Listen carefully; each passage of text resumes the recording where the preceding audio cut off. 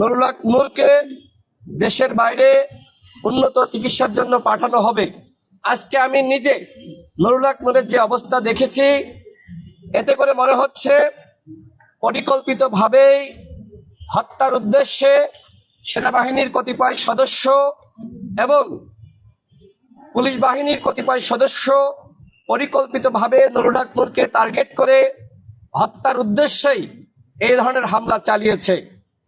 আমরা সরকারকে জানিয়েছি এই হামলার বিচার হতে হবে। আমরা গতকালও